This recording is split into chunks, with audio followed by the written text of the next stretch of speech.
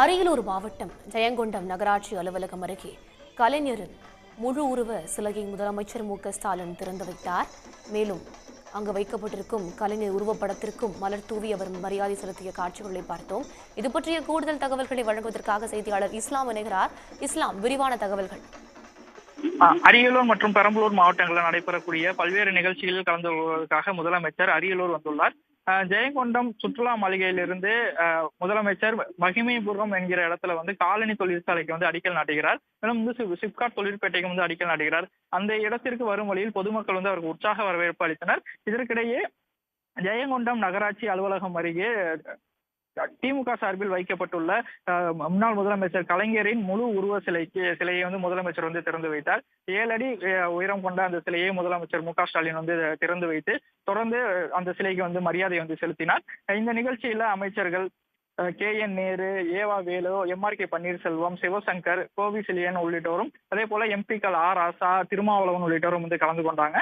இந்த நிகழ்ச்சி முடிந்த பின்பு இன்னும் சற்று நேரத்தில் அவர் சிப்காட் தொழிற்பேட்டை அமைந்துள்ள இடத்திற்கு வருகிறார். இங்கு அந்த சிப்காட் தொழிற்பேட்டைக்கு அடிக்கல் நாட்டுகிறார். தொடர்ந்து 1000 கோடி மதிப்பில் காலனி தொழிற்சாலை அமையுள்ளது. அதற்கும் அடிக்கல் நாட்டுகிறார். தொடர்ந்து அந்த நிகழ்ச்சி நடைபெற இருக்கு. இஸ்லாம், இந்த நிகழ்ச்சியில் யாரெல்லாம் பங்கேற்றிருக்கிறார்கள், அது பற்றிய தகவல்கள்?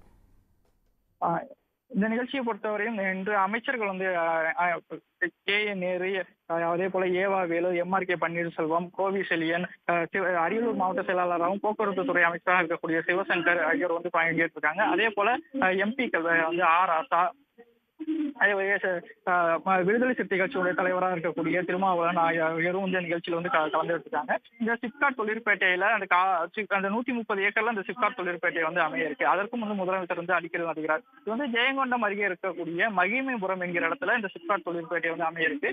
அதற்கு அடிக்கல் நாட்டுகிறார். அதே இடத்துல 1000 கோடி முதலீட்டுல ஒரு காலனி தொழிற்சாலை அமைய இருக்கு. தைவான் நாட்டை சேர்ந்த ஒரு காலனி நிறுவனம் அந்த தொழிற்சாலை இங்க அமைக்க இருக்காங்க. இந்த தொழிற்சாலை மூலியமாக ஏறக்கூடிய 15,000 பேருக்கு நேரடியாகவும் மறைமுகமாகவும் வேலை வாய்ப்பு கிடைக்க இருக்கு. அந்த தொழிற்சாலைக்கு முதலமைச்சர் இந்த நிகழ்ச்சியில அடிக்கல் நாட்ட இருக்காங்க.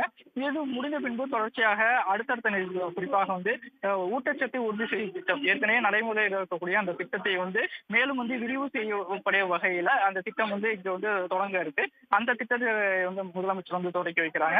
அதனைத் தொடர்ந்து நலத்திட்ட உதவிகள் வழங்கும் விழாவில் முதலமைச்சர் கலந்து கொண்டு அடுத்ததாக பெரம்பலூர் மாவட்டம் சென்று அங்கு ஆய்வு பணிகள் மேற்கொண்டு திமுக நிர்வாகிகளை சந்திக்க இருக்கார்.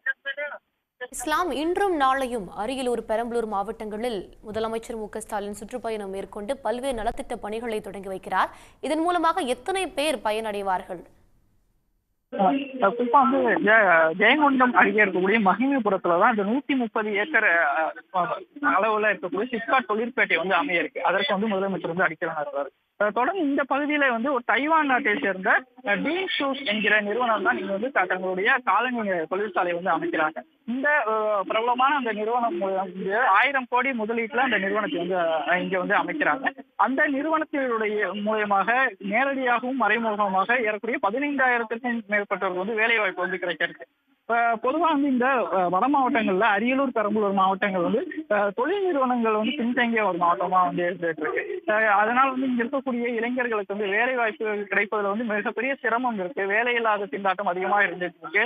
இந்த மாவட்டங்களை சேர்ந்த இளைஞர்கள் வெளி மாவட்டங்களுக்கும் வெளிநாடுகளுக்கும் வேலைக்காக செல்லக்கூடிய நிலை இருந்துட்டு இருக்கு. இந்த சூழல்ல இது போன்ற ஒரு சிப்காட் தொழிற்பேட்டை அமைப்பதன் காரணமாகவும், அதே போல 15,000 பேருக்கு வேலை தரக்கூடிய ஒரு காலனி தொழிற்சாலை இந்த பகுதியில் அமைக்கிறதன் மூலமாகவும் இந்த வட மாவட்டங்கள்ல குறிப்பாக அரியலூர், பெரம்பலூர் மாவட்டங்கள்ல இருக்கக்கூடிய இளைஞர்கள் தங்களுக்கான வேலை வாய்ப்பு அதிக அளவுல கிடைக்கும்.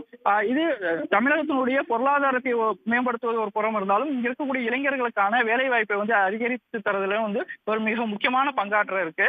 அதற்கான திட்டங்களை தான் முதலமைச்சர் அடிக்கல் நாட்ட இருக்காங்க. ஜெயங்கொண்டம் மகிமைபுரத்தில் சிப்காட் தொழிற்பேட்டைக்கு முதலமைச்சர் மு.க.ஸ்டாலின் அடிக்கல் நாட்டியிருக்கிறார்.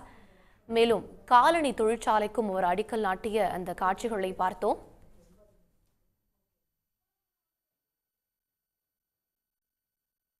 இஸ்லாம், இன்றைய முதலமைச்சருடைய நிகழ்ச்சி நிரல் என்னெல்லாம்?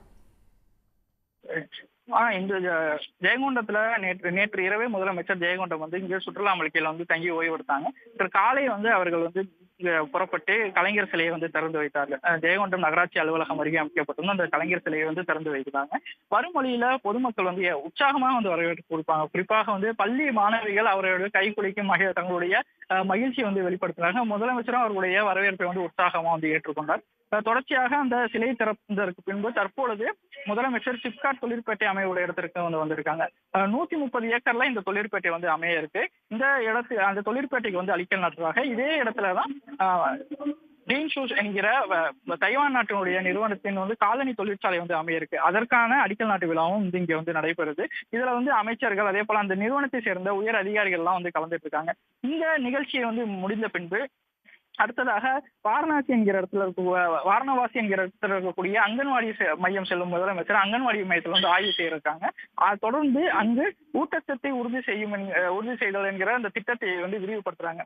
2022ஆம் ஆண்டே அந்த திட்டம் வந்து ஏற்கனவே செயல்படுத்தப்பட்டு இருக்கு. குறிப்பாக பிறந்து 6 மாதங்கள் இருக்கக்கூடிய குழந்தைகள், ஊட்டச்சத்து குறைவாக இருக்கக்கூடிய குழந்தைகளின் தாய்மார்களுக்கு அவர்களுடைய ஊட்டச்சத்தை அதிகரிக்க வேண்டும் என்பதற்காக அந்த திட்டம் வந்து செயல்படுத்தப்பட்டு இருக்கு. அதை வந்து விரிவுபடுத்தும் நோக்கில் இன்று 2ஆம் கட்டமாக அந்த திட்டத்தை வந்து விரிவுபடுத்தி அதை வந்து துவக்கி வைக்கிறாங்க. அந்த திட்டத்தின் மூலமாக ஏறக்குறைய வந்து 76,705 தாய்மார்கள் வந்து பயனடைய இருக்காங்க. ஏற்கனவே அவர்கள் வந்து கைந்தறியப்பட்டிருக்காங்க. அதை பிறந்து 6 மாதங்கள் இருக்கக்கூடிய குழந்தைகள், ஊட்டச்சத்து குறைவாக இருக்கக்கூடிய குழந்தைகளுக்கு இந்த திட்டத்தின் மூலம் வந்து அவர்களுக்கு தேவையான ஊட்டச்சத்து பெட்டகங்கள் வந்து வழங்கப்படும், வீடு தேடி வந்து வழங்கப்படும். அதன் மூலமாக அந்த குழந்தைகள் வந்து ஊட்டச்சத்து உடையவர்களாக மாறக்கூடிய வாய்ப்புகள் வந்து இருக்கு.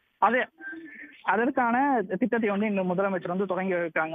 குறிப்பா இந்த திட்டத்துடைய முக்கிய நோக்கமே வந்து தமிழகத்துல வந்து ஊட்டச்சத்து குறைபாடால எந்த குழந்தைகளும் வந்து பாதிக்கப்படக்கூடாது என்கிற நோக்கத்தின் அடிப்படையில் ஏற்கனவே இந்த திட்டம் செயல்படுத்தப்பட்டு இருக்கு.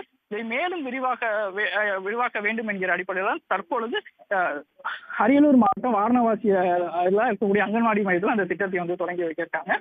அதன் முடிந்த பின்பு அரியலூர் மாவட்டம் செல்லும் முதலமைச்சர் கொல்லாபுரம் என்கிற இடத்துல அமைக்கப்பட்டுள்ள நிகழ்ச்சியில் வந்து கலந்துருக்காங்க. அங்கே ஏற்கனவே முடிந்த திட்டப்பணிகளை வந்து துவக்கி வைக்கிறாங்க. அதே போல புதிய திட்டப்பணிகளுக்கு வந்து அடிக்கல் நாட்டுறாங்க.